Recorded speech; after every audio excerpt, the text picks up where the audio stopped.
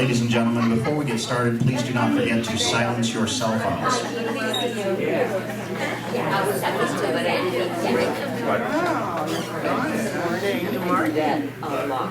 Good morning, everyone. Welcome to Unity of Sun Lakes. Excited to have you all here today. We're going to begin with our musicians this morning, Craig Haley and Peterson. Give them a big welcome, please.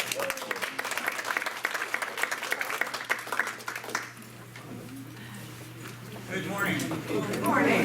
Thank you for being the perfect beings of light and love that you are, and knowing that the coronavirus ain't going to hurt you here. No coronaless. So the first song I'd like to do is a call and response song, which means I sing it out to you and you sing it back to me, because your minister tells me that you guys love to sing. Okay, well, I'm glad to hear that, because you're going to need to, otherwise the song's really boring. We love to hear you, so use the microphone. Okay, I'll talk into this. Okay, so it's call and response song. So I sing a verse to you and you sing back to me, okay? Okay, so let's try a verse. I release. Did you hear anything, Johnny? No. Let's try that again. I release. I heard something.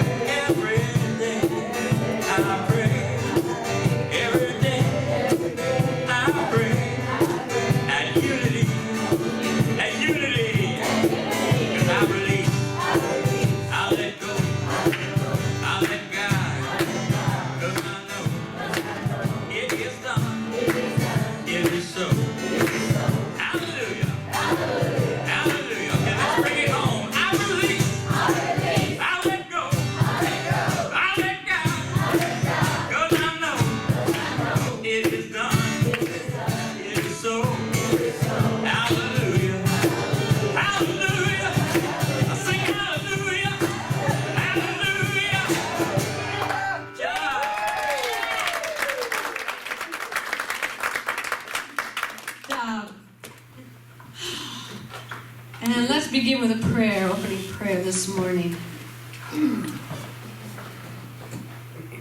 Go within, take in a few deep breaths. Feel that chair underneath you, supporting you. And see some light coming down, pouring in through the top of your head, down into your core. And now sending that light deep, deep down into the earth. Getting grounded.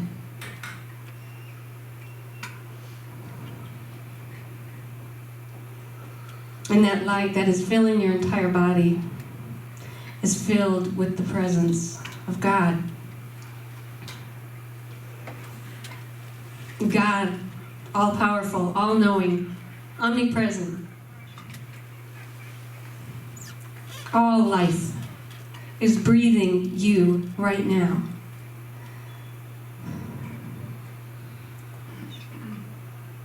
Your heart is beating because of the God within you. And we acknowledge this God within each and every one of us. And in this place, we are truly one being. Therefore, we have the ability to heal, the ability to love, the ability to forgive. And so here in this secret hiding place where we commune with that spirit, that oneness of God, we affirm the truth of who we are, which is God expressing as you, as me. And so we take a moment right now to look over anything that is heavy on our hearts, heavy on our minds, that we would like to affirm the truth about. And as you know, here at Unity, we use prayer in the affirmative. We affirm abundance in our life. We affirm vibrant health.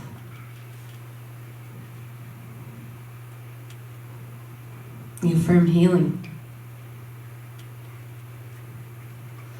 And we also ask the Spirit, raise our consciousness, rise up to be all that we came here to be in this lifetime. Rise up above any fear. Rise up above any obstacle that's in our way of being fully self-expressed as God. And I'd like to close this prayer by reading a prayer that was offered by Patricia Bass, Interim Chief Executive Officer of Unity Worldwide Ministries, in response to the coronavirus. We know that God is a love that has no end and a power that knows no bounds. God's healing power of divine life is restoring, healing, and revitalizing our world in this very moment. We let go of any fears or anxieties, and we affirm that all are safe, healthy, and protected. We bless all those who support us in maintaining vibrant, radiant health. We express divine life in all we think, say, and do. We bless our global family with radiant health, peace of mind, and abundant love. Thank you, God. Thank you, Spirit. And so it is. And so this is the time where we usually greet our neighbors, and I've had many people contact me over the week just saying, maybe we need to not hug during the greet your neighbor part. And this morning I've asked and been approached by many people who just said, heck with it, I want to hug. But please know that some people don't want to. And so respect that when you approach them this morning. Give them an opportunity to, and respect where people are at, okay? So let's say hello.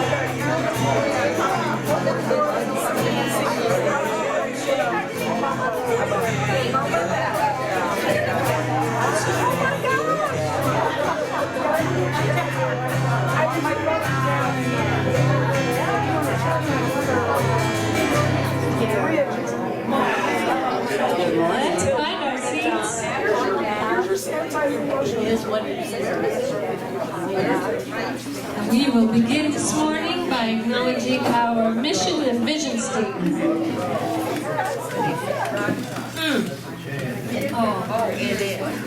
Do we have anyone here for the first time? Yes, we would love for you to introduce yourself to us. Marlene Copenhagen. Marlene Copenhagen, and you're visiting Connie Morrissey, your sister. Welcome, it's nice to have you here with us. Anyone else here for the first time? All right, we do have our welcome statement we want to say together in your honor, Marlene.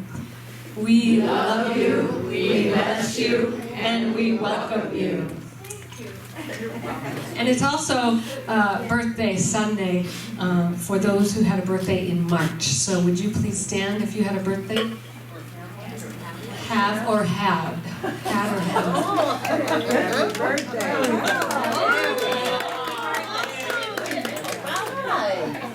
And so we're going to sing happy birthday to you. Well, can you stand again? So I don't know who I'm singing to now. Happy birthday to you. Happy birthday to you. Happy birthday, you're special. Happy birthday to you. Happy birthday to you. There's no one like you.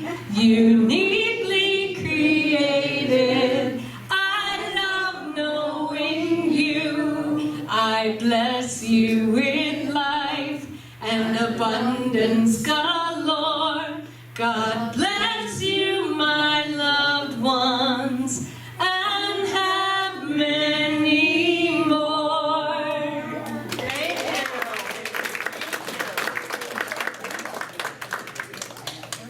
And now it's time for us to say our mission statement together.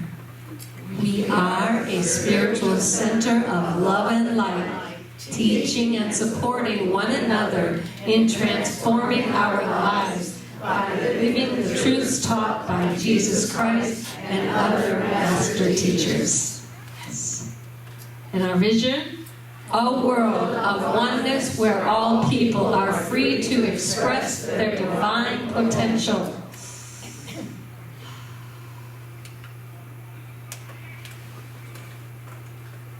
And now it's time for a special message from a very special person, Martha Carrasco.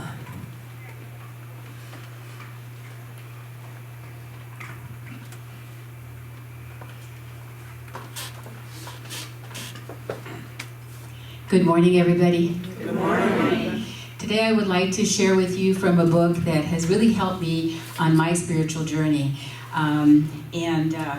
It is a passage from this book. The passage is called Claim Your Divine Identity. It's written by a Unity minister by the name of Reverend Linda Martella Whitsitt. Some of you may be familiar with her. And she wrote about a time when her daughter was struggling because she wasn't sure if she would be able to do the right thing if she was confronted by a troubling situation. And one day she found out the truth of herself. She found out that yes, she would react when there was a bully beating up a young boy. And she just didn't hesitate. She jumped right in and rescued the little boy and chased the bully away. So according to her mother now, and this is where I start quoting from the passage, the daughter's name was Alicia. And she said, Alicia may have felt astonished by her instinctive response in this situation, but I was not surprised, for I had witnessed her true self in action throughout her life. She has a built-in sensitivity toward others that confirms her divine identity. She is a magnificent expression of divine life, love, and wisdom. Seeing so clearly Alicia's divine identity, I find it hard to believe that she does not see it. Like most people, Alicia recognizes her shortcomings more readily than she does her strengths, her mistakes more easily than her accomplishments. She does not believe that her divine identity is intact and independent of her actions. She thinks she has to qualify for divine nature. I tell her, just as you are magnificent. Just as you are divine. Just as you are magnificent. Just as you are divine. We have misunderstood the great truth about divine identity. We have called it potential, as if we have to work toward that goal of divinity.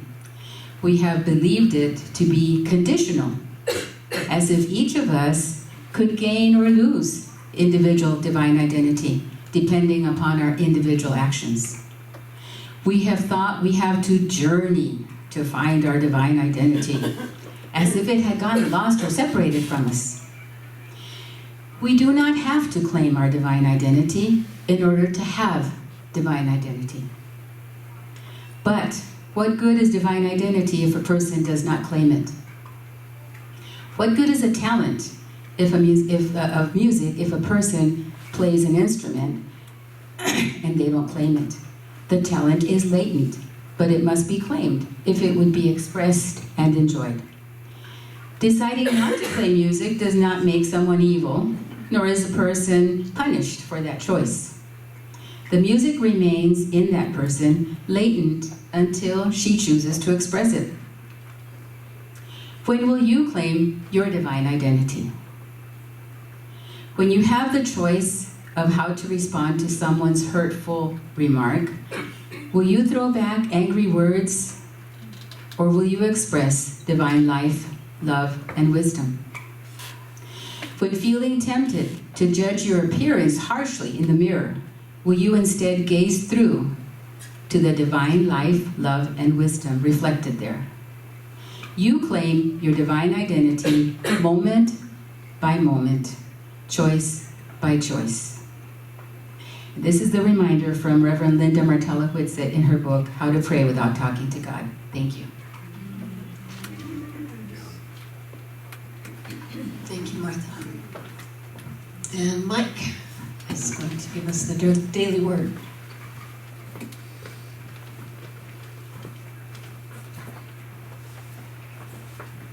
Good morning. Good morning. For the daily word, I like. Is this close enough? No. About here? Yeah. Okay. For this morning's daily word, I like clarity in communication. And in order to have that, sometimes we need to discuss definitions. When we use a word, it may mean something different to two different people. So this morning I would like to talk about the word faith. According to the Urantia book, faith is confidence in eventual triumph of divine justice and eternal goodness. This becomes easier and it works well as we recognize our own eternal nature. We can visualize how God in heaven will always win. According to Glenda Green, in her book, The Keys of Jeshua, faith is the cessation of fear. I like that. In the absence of fear, there is genuine surrender to all positive possibilities. This permits an expansion of consciousness. It adds conviction to belief. This is how faith and consciousness work together, one increasing the other. Belief is a confirmation of faith. It is the certainty you have in what you know or consider to be true. This, in turn, affects your state of consciousness. I like that. According to the Course in Miracles, faith is a dedicated expression of trust. I like that too. So our faith in God, we live our lives with a dedicated expression of trust in God, moment to moment, day to day. Thus, faith in God helps us know that we are in the world for service, fellowship, and experience to cultivate a broader comprehension of our connections with all of life. This is truly the golden rule, to love God as our Father with all of our heart and soul, and to love our brothers and sisters as we love ourselves. Thank you. And now we will have a song. And then Reverend Juliet Bristow will come up and do our meditation after the song.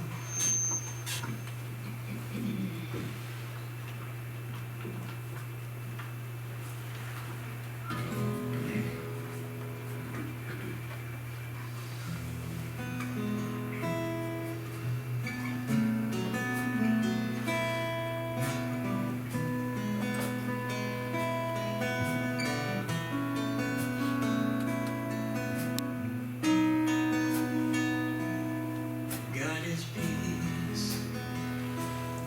I am peace. All is peace. I claim peace. I give thanks. I release. Amen.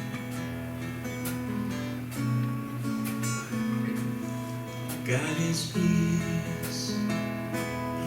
I am peace. All is peace. I claim peace. I give thanks. I release. Amen.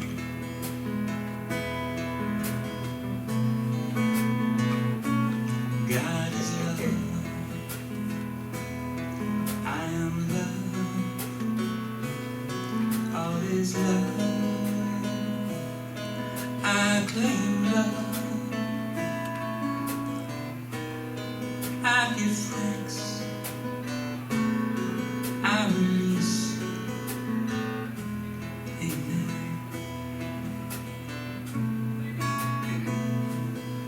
God is love. I am love. I claim love. I give thanks. I release.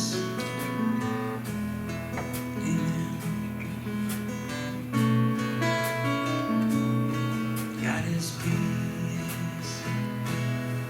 I am peace. All is peace. I claim peace. I give thanks. I release. I give thanks. I release. I give thanks. I release it. Amen.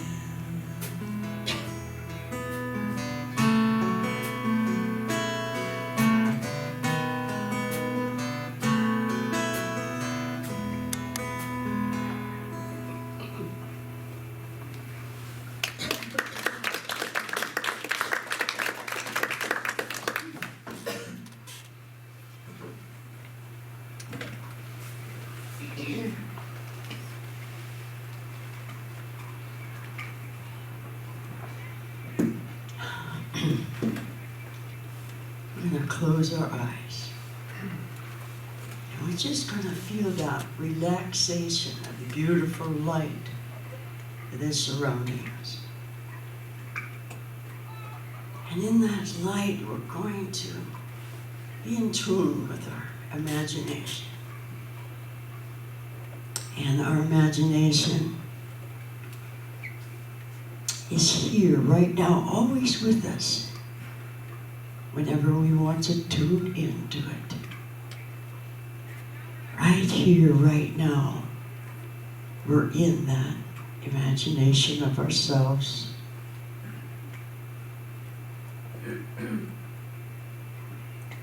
It's almost like we're looking in the mirror and we're saying, "Good morning, self. Oh, you look so beautiful today. Oh, can I just have a word with you? We'll have a conversation together. Because you speak so wonderful to me, and I to you. We speak of love to each other." You could just sense that and feel that in your shoulders as they relax. And you're so grateful. As you see yourself there in the mirror, how grateful I am that my shoulders are relaxing. They're not holding on and being heavy and holding on to the world. No, they're just with you right now. And I could feel that love between us. I could feel that love within us. Let the shoulders relax as it goes, this beautiful light goes into the arms. And you're so grateful for your arms. Because as you see yourself hugging yourself, oh yes, look at there, my arms are hugging me. And I am so grateful for that. I'm grateful to you, my arms.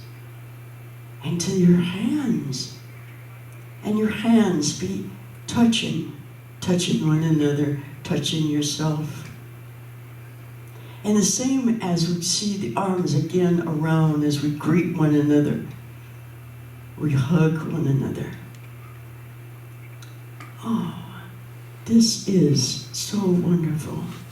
My dear arms, my dear hands, for the healing and the love that you give me and one another. As I go to the rest of me, right to the tips of my toes, I am so grateful for you. I appreciate everything that you are, and I feel it within myself, within ourselves, within each one. And let it be so that you love this one that you're seeing in the mirror, and that love carries out because you know it, you are it, and it is your truth. And so it is, and so it is. As you start coming back, you can feel this, and you'll carry this, and you'll know this imagination that you have. You can use it, can be with it anytime you choose. And how great thou art, and how great thou art. And so it is, so it is.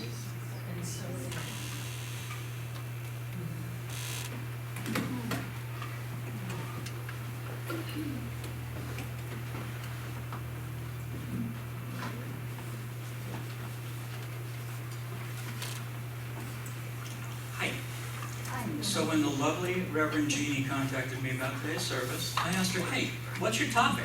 You know? And she sent me a beautiful topic that had lots of new thought and unity kinds of ideas and phrases. And I said, okay, I got a song for that. So I have a song, and excuse me, because the title's in really small print. That I wrote. It's called How I Interpret the Exponential Difference Between the Physicality of the Known Universe and the Quantum Mechanics of World. As that's kind of what her topic kind of struck me as. I prefer to just call the song, "What the Heck Were the Fillmores Thinking?" Here we go. Prepare to be dazzled. I've sat upon life's journey, never knowing where I'm bound. And the circle that's my life, well, it circulates around. As I navigate the circle, with no beginning and no end, I ponder.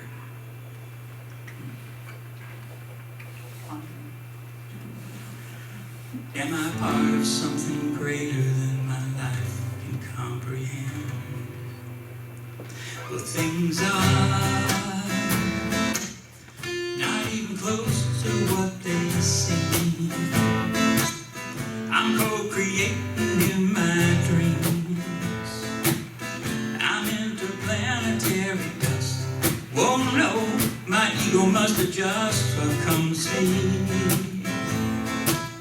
those glowing particles of me, expressing subatomically a manifestation supreme, all power flowing through me. I'm so glad you're here beside me on this journey through my life. It makes it infinitely easier and cuts down on all the strife to know we're all together at a level we can't see. So I'm singing to myself. It's like I'm singing harmony. That didn't work for everyone. I love my being pages of a book. Got stuff stuffed into every nook. It fits my fine philosophy. You see, we're fundamentally the same. All pieces of a grand chess game. All moves inspired cosmically. All things align quite perfectly in quantum physics. Reality. Well, I've learned the love of science and the science of my love. It imbibed a self-reliance that provides a spiritual shove. And to know we're all together.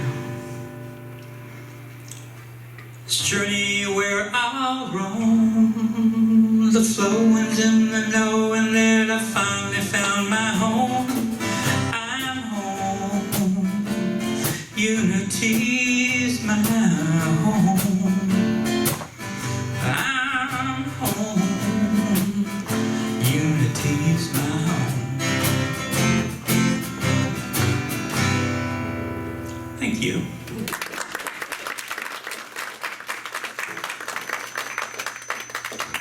Did you just write that this week? That was written, no, it was written, I have to admit it was written a little while ago, but it fit your topic. Very cool. That was fun.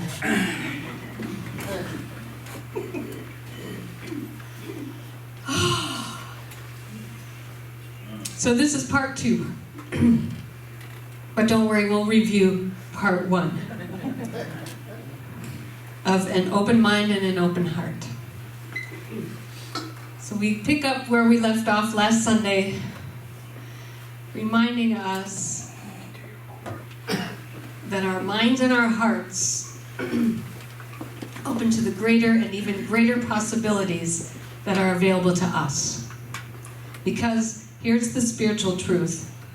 We are all and always in an evolutionary growth cycle.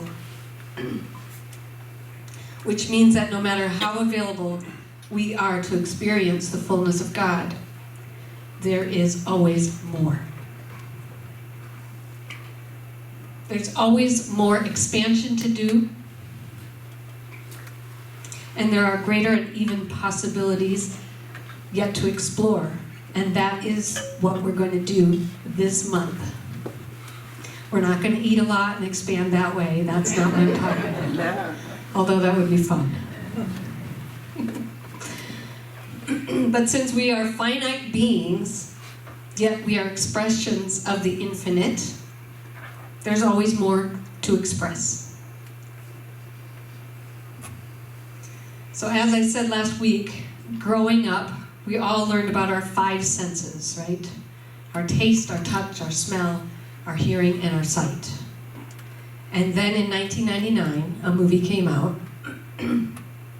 with Bruce Willis, remember? By Haley Joel Osment, and we all learned about our 6th sense, right? Are you guys out there?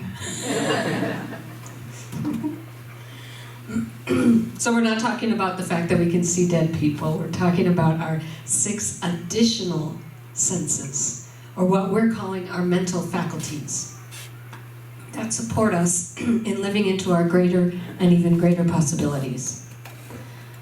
So before we move on to the 3 that we're going to talk about today, let's do a brief review of the 3 that we talked about last week.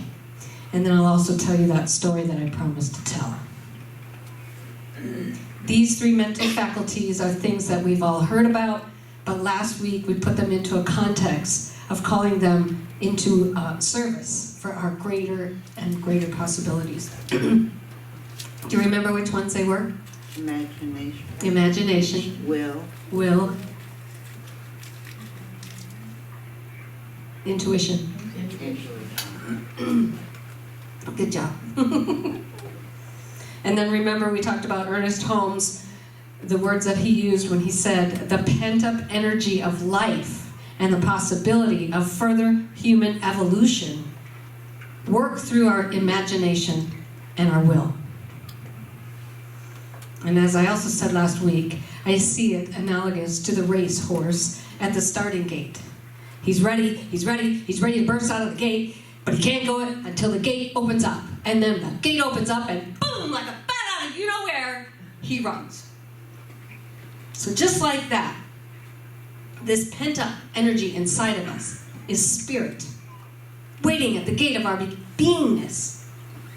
And our imagination is the gate that opens up. We have to put our imagination, just like Martha said this morning, we have to use our imagination to open up that gate so spirit can take off and that pent-up energy inside of us just gets expressed. And it's our will that keeps us on track, especially when we don't want to. And then we use our intuition to guide us along the way. Holmes wrote in The Science of Mind, intuition is God in us, revealing to us the realities of being. And just as instinct guides the animal, so would intuition guide us. And that's only if we would allow it to do so. So I promised you I would tell you a story about Genevieve Bayron's story of listening to her intuition, which led her to become Thomas Troward's only student. Thomas Troward was an English author whose works influenced the New Thought movement. Her heart's desire was to study under him. She had been in written correspondence and met once with Troward. And he said on numerous occasions an empathetic no to taking her on as a student. But she said he did say that she could write to him. So she immediately did, and correspondence ensued. But never a word of personally studying with him. And then after 2 months of correspondence, Troward posed a question in his letter. The question was this: what do you suppose is the meaning of this verse in the 21st chapter of Revelations, verse 16? And the city lieth foursquare, and the length is as large as the breadth. And he measured the city with the reed, 12,000 furlongs. The length and the breadth and the height of it are equal. Now, she had no idea what this verse meant. Do you? No. And she didn't even know Reverend Tony Corrigan, our resident metaphysical Bible scholar. But she knew something intuitively. She knew that if she replied with the correct answer, that she would indeed become Thomas Troward's only student. And so she began bombarding her scholarly friends and acquaintances with the same question. I would do that. I would ask everybody I know. Lawyers, doctors, priests, nuns, clergymen. Answers began to return to her, but intuition told her none of those were correct. She memorized the passage. She prayed and she meditated on it. Yet nothing came to her. So she began to search the city for books. Troward had recommended that she read in the hope that this answer would be contained in one of those books. The books were out of print, so she went to the bookstore after the bookstore to find them. Finally, she came upon a little shop that had the books, but only one copy, and that price was way too high for her to pay. As she was haggling with the clerk, the work of an astrologer caught her eye. She jokingly said, "I wonder if he would read my horoscope." To which the clerk, in somewhat of a horror, said, "Why, no, madam. He is one of France's greatest astrologers. He does not read horoscopes." But despite this, something told her, something inside of her, told her to go and see him anyways, which she did. In other words, she listened to her intuition. Because she didn't know what to say to him really, she just asked him if he would read her horoscope.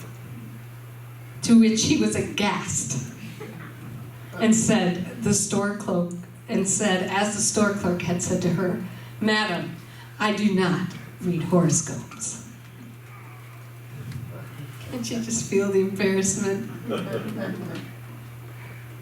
With that, she could think of no other reason to stay, and her friend that she brought with her was already halfway out the door. But she hesitated from getting up from her chair. And just then, his cat jumped onto her lap. And in that split second, the professor looked at her with curiosity, and he said to her, "Madam, my cat pleads for you. I also now feel an interest in your horoscope. And if you'll give me the data, it will give me pleasure to write it out for you." Mind you, Genevieve could care less about her horoscope. Yet she was very happy when he agreed. So he asked her if he could call the next Sunday afternoon to collect her data. Okay, so you might ask, what the heck does this all have to do with anything regarding her goal? And it appears to the logical, reasonable mind, it has nothing to do with her goal. But her intuition had her agree to his next visit on Sunday. He arrived at the appointed time, and as she was handing him her data, an idea finally hit her just then. It hadn't been before this. It hit her right in this moment. And she decided to ask this man about the Bible quote. She instantly asked him, and he said without pause, without even thinking about it, "The city signifies the truth. And the truth is non-invertible. Every side from which you approach it is exactly the same." Genevieve wrote that intuitively and undoubtedly, I recognize this answer as the true one.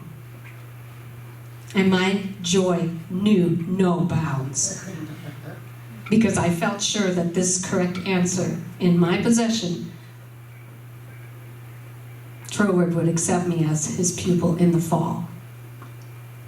So she wrote the answer to Troward immediately, and here was his reply. "Your answer is correct." And beginning a course on lectures on the Great Pyramid in London. If you wish to attend them, we'll be pleased to have you. And afterward, if you still wish to study with me, I think it can be arranged. And that was written in her book called The Invisible Power. This, my friends, is the power of your intuition.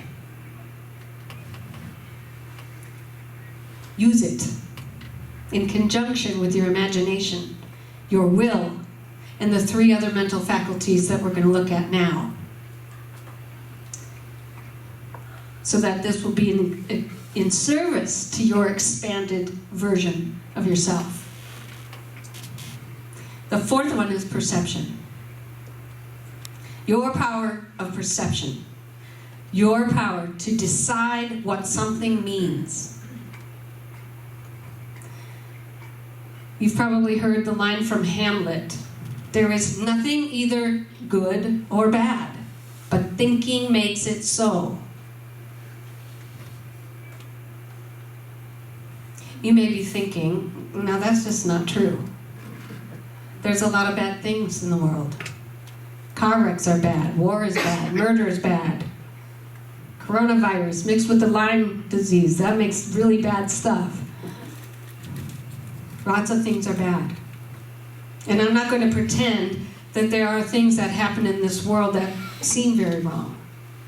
And I believe we should work to create a world in which those things do not occur in ways that we are called to do. And I know there are many of you that feel the same way in here. And we are working to make this world beautiful.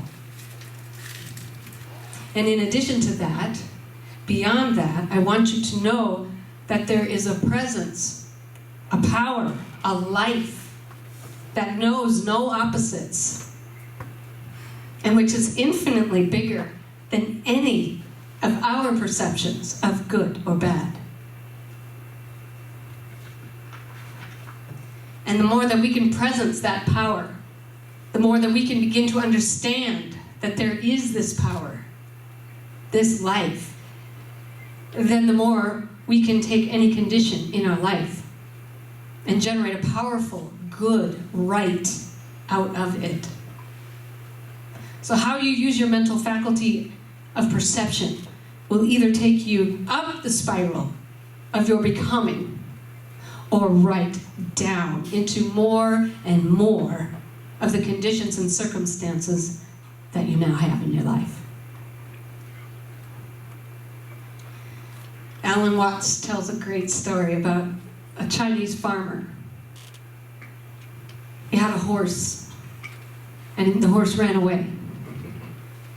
And that night the neighbors showed up and they said, well, isn't that terrible? And the farmer says, maybe. And the next day, the horse came back with 7 wild horses. And the neighbors gathered around and they said, well, isn't that wonderful? The farmer says, maybe. And the next day, the farmer's son thought he would tame one of those wild horses, and he was riding that horse, and the son fell off the horse and he broke his leg. And the neighbors gathered around that night and they said, well, isn't that sad? And the farmer said, maybe. And then the next day the army came over to enlist the son into the army. But they rejected the son because he had broken his leg. And the neighbor said, well, isn't that wonderful? And the farmer said, maybe.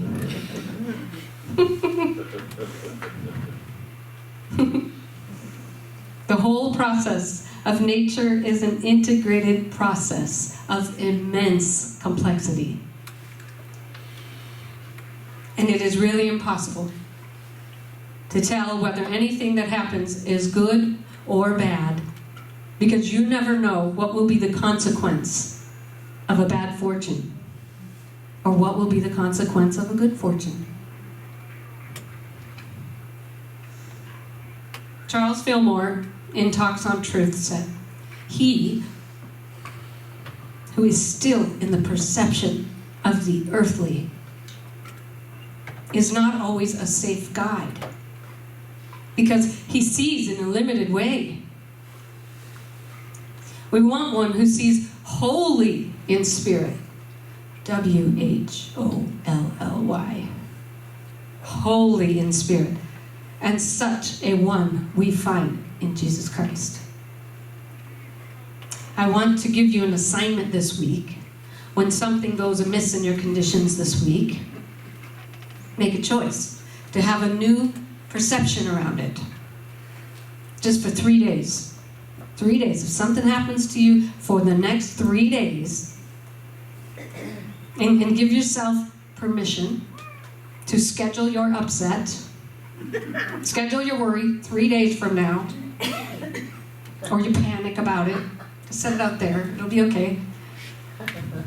And during those 3 days, have the perception of good in this situation. And this will call into play your mental faculties. Your mental faculties of imagination, of willpower, and of intuition. So who accepts my challenge?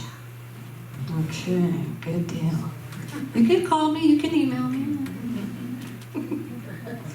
All right, our 5th additional sense or mental faculty is memory. Now, most of us think that we only have a memory for backward events.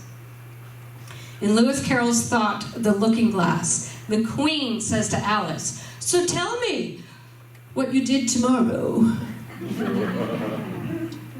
And Alice laughs and she says, "I can't tell you what I did tomorrow. Tomorrow hasn't happened yet." And the Queen rather pityingly says, "Well, it's a poor memory that only works one way." Your ability to memorize forward is very, very powerful.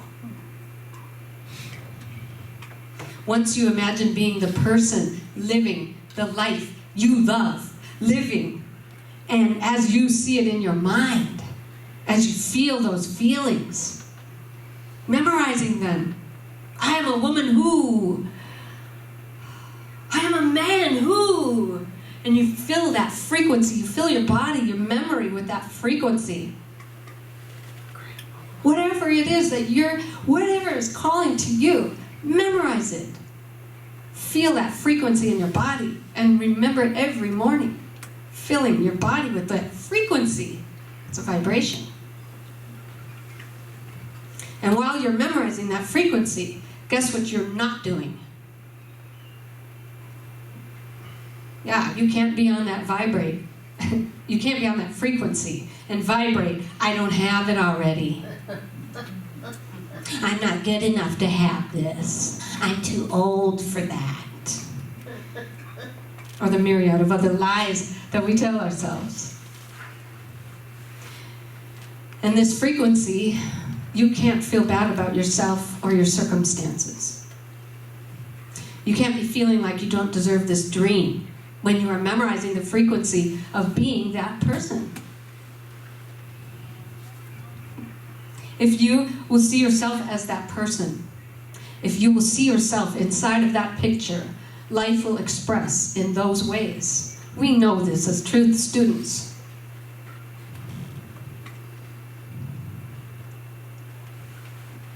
In the words of Genevieve Behrend, your mind is a center of divine operation, wanting to expand by means of you.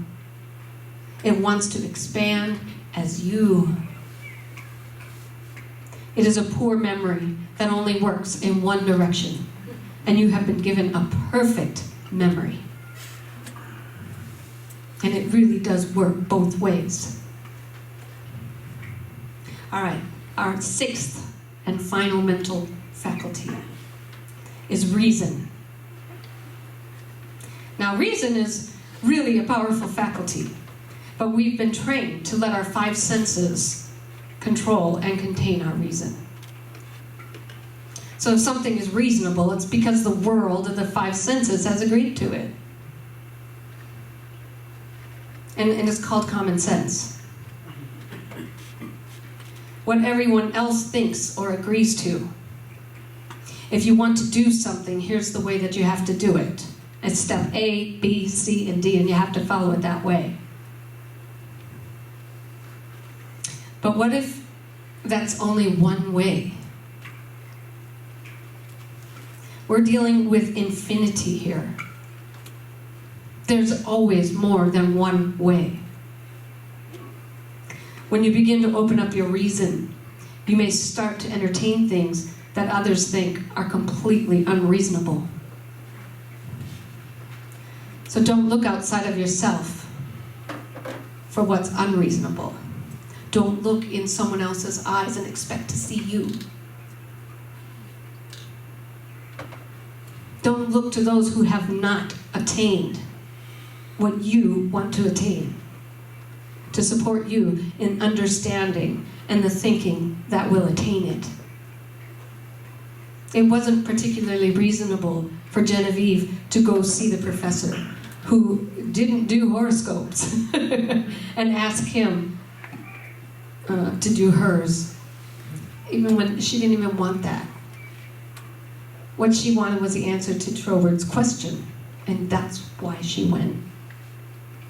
Well, and yet she went. It doesn't matter if others have different opinions of what you are being or doing. It matters what you think about it. If deep down this is your vision, then pour your life into it and unlock the powers in you to serve that vision. You don't need another degree. You don't need to go to school. You just need to focus on what it is, who you are. You will figure it out. You have the infinite in you.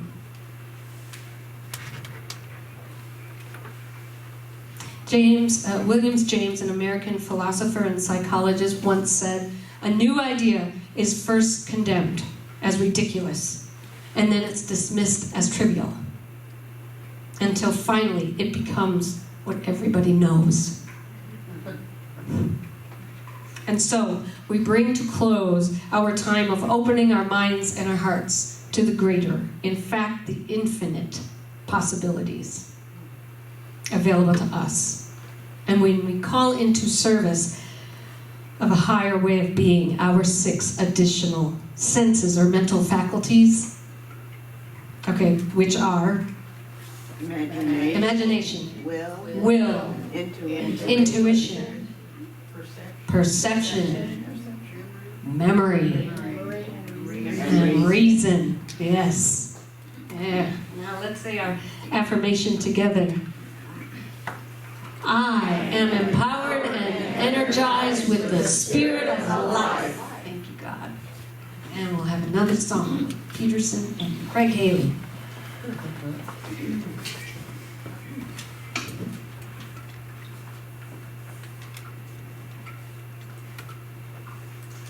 Hi. Hi. I don't know why I always do that, but I do.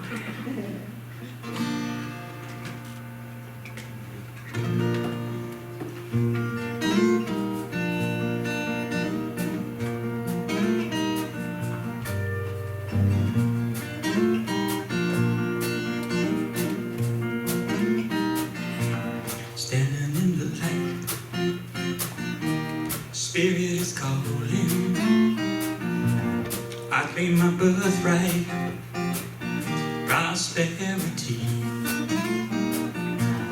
I can sense good fortune flowing. Standing in the light, won't you stand with me?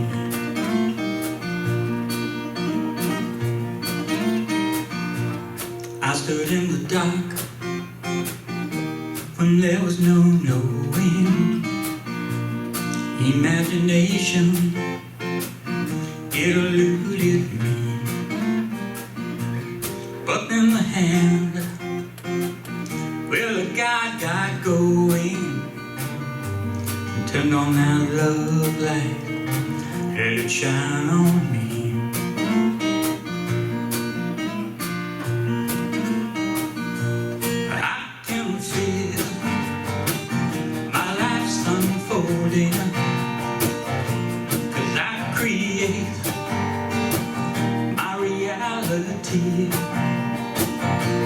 And I hope from, well, that these seeds I'm sowing, they go to overflowing abundantly.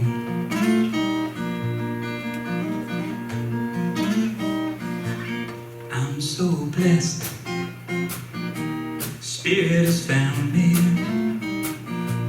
I embrace my divinity. I am one, say with all around me. Standing in the light, won't you stand with me?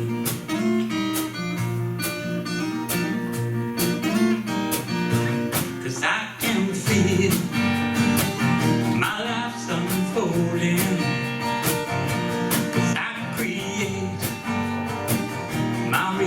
reality. And I have fun. Well, at these seeds I'm sowing, they grow to overflowing abundantly.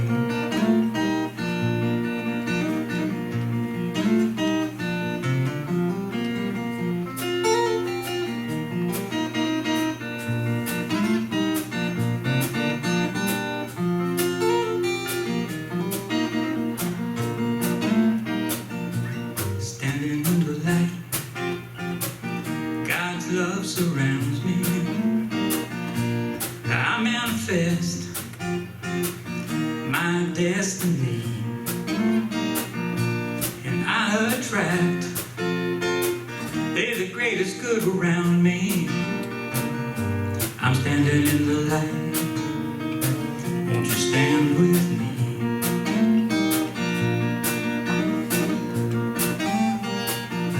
Cause I can feel my life's unfolding. Cause I create my reality. And I have fun.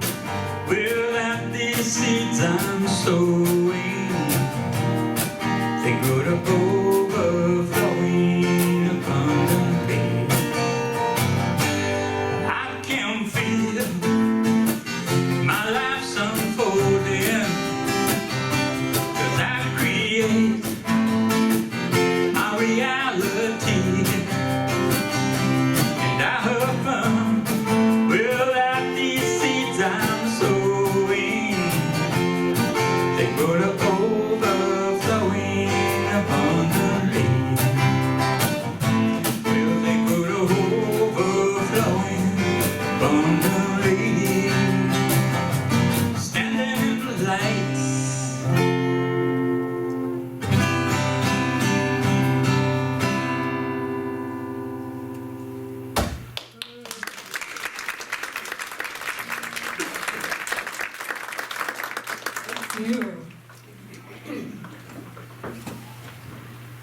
And now it's time for our offering. Gather our offerings in our hands.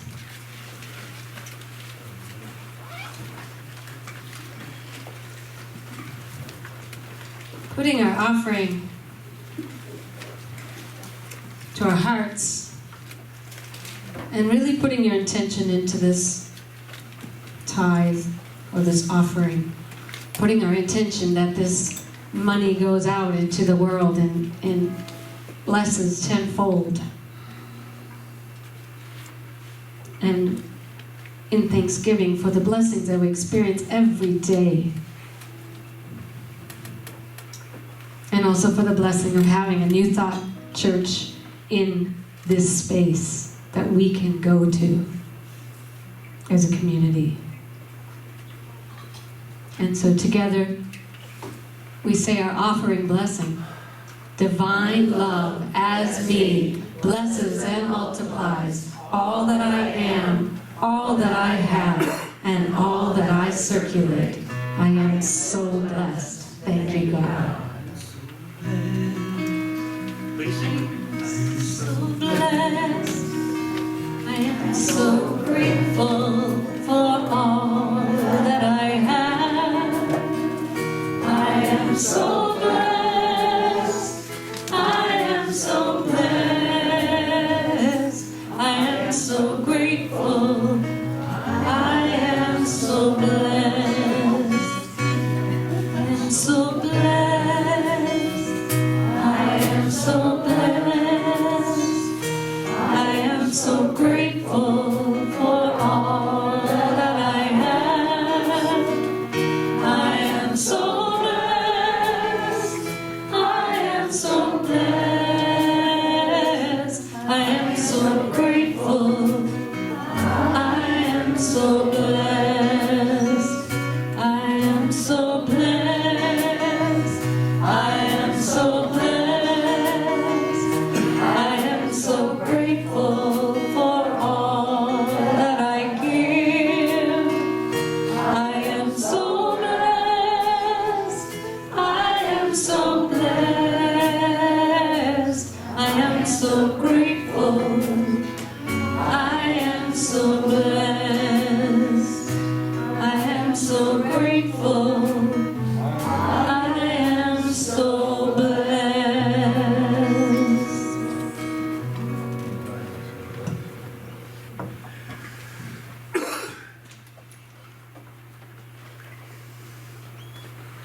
take our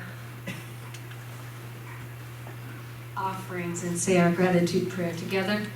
We give thanks for these many blessings of today, and know they are but a symbol of the inexhaustible substance of the universe.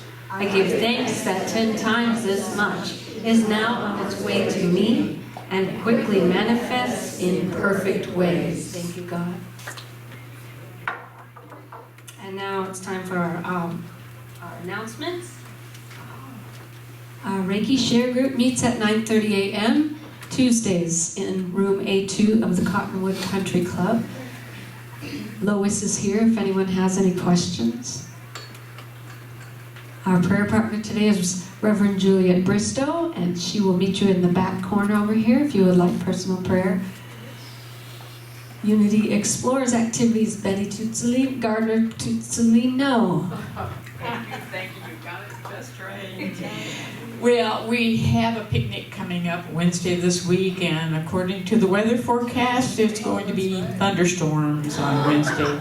That may not be true, but we better keep an eye on the weather, and we can have some alternative plans. For one thing, if it rains, you can come to my house. I have a big back porch and a big dining room table. I'd be glad to have you. And we could picnic indoors and open the door and pretend we're outdoors. That would work. And my address is in the directory. It's Glenburn Drive, runs parallel to Dobson. Very easy to find. Watch for the Roadrunner over the garage door. Otherwise, we could cancel. Or as a third possibility, there is a senior variety show coming up on the 18th, which is a week from Wednesday. We could go to that instead and go out to lunch before or dinner afterwards. But the whole idea of having the picnic was to enjoy the beautiful March weather in Arizona. So I'd really like to have a picnic. How many people would like to have the picnic? Good, good. I can handle that many people at my house in case of rain. So I have one more copy of the map to Sisk Park. I didn't look to see how many copies were taken last week, so let me know if you need to know how to get to Sisk Park, and cross your fingers and hope for the best. Hope the rain goes to Mexico. Tony's having a class next Sunday. Tony, would you like to say a few words about that? I would. So next Sunday, from 1 o'clock to about probably between 3 and 3:30, we'll complete our class. Our class is on affirmative prayer, and we are hearing that every Sunday. We pray affirmatively, but sometimes when we are praying by ourselves or with someone else, we get into some old patterns, and we forget what we mean by that. So the class on affirmative prayer will be at my house. My address is on the sign up, and I do need you to sign up because I will have several handouts for the class. So I look forward to sharing these dynamic ideas about praying. Can't wait. And Christine Field has an announcement. Yes, it's time for the spring concert. The chorale is giving on Thursday, not this coming Thursday, but the next Thursday, which is March 19th at 7 o'clock in the Methodist Church on Ricks Road here in Sun Lakes. And we're going to do some different language songs. We're going to sing some in Latin, which is a beautiful language. And we're also going to do a number that is in the African native language of the Zulu. So that's a really fun song. So I have tickets if you would like them. How much are the tickets? $10. $10. Thank you, Christine. Did you have something? I just wonder if I could meet with the people who are interested in picnicking up here. We need to make a decision today about what we're going to do Wednesday, so just come up here afterwards and let's just discuss it for a few minutes. Jeanne, I forgot to say, the class is just being offered on a love offering basis. So if you would like to share a love offering, that would be wonderful. Okay, next slide. Next week's music is with Point of Light. And finally, I want to thank our AV team, John and Mark, for setting up. Mike as well, Taylor, and Ingrid. Thank you so much. And Craig and Peterson, we really enjoyed you. Thank you for coming. And Tom, you had an announcement? Not so much an announcement, but a comment. One of the things Reverend Jeanne talked about was this, I pictured a cubic in space, talking about the Furlongs, about this space that showed up to Revelations. If you go downtown Phoenix and go to the Civic Plaza, inside one of those rooms, there's a sculpture by Paulo Soleri. It's about 3 foot by 3 foot by 3 foot. It's kind of on its end, pointed. And I immediately pictured that. Even before she mentioned the pyramid later on in the talk, I'm thinking, that's it. So if you ever get down to the Civic Plaza, be sure to look at that thing. Thank you. And let's all stand and sing our closing song, We Are One.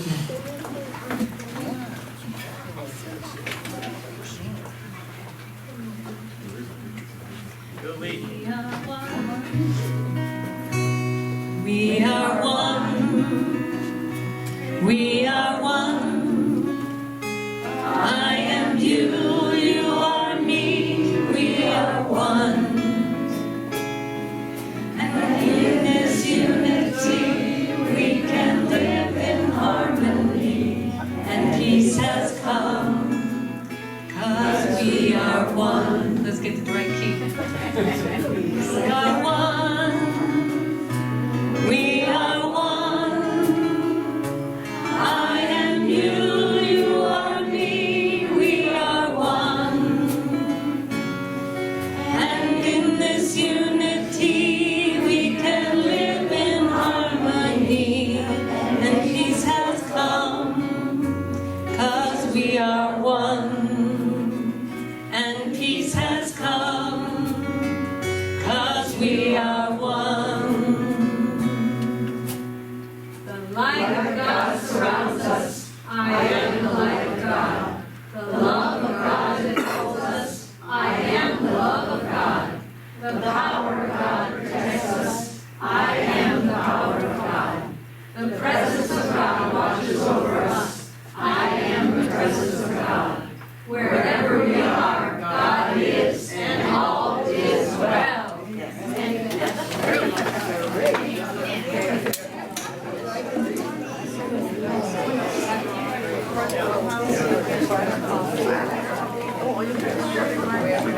On the 15th?